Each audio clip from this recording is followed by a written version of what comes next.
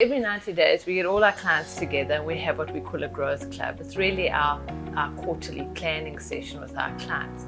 And the work part of it is that we review the last 90 days, what has been achieved in the businesses, what hasn't been achieved, and then we set what we need to achieve in the next 90 days so that our business owners are always working to a clear plan and outcomes that they want to achieve to move their businesses forward. And then it's a really fun day. There's, we have a motivational speaker or a guest speaker. We'll have a coach's topic.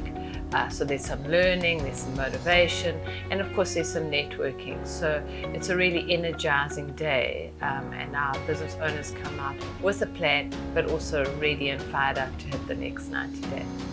Growth Club is very much a future planning and a look back at what you've done and how you've achieved it and how you've got to places.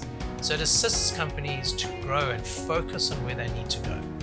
Many of us are so busy in our businesses and running around chasing our tails that we don't actually look at growing our businesses and looking at the big picture in the business, which is standing outside and having a look in. So we need the plan of action to be able to actually go there.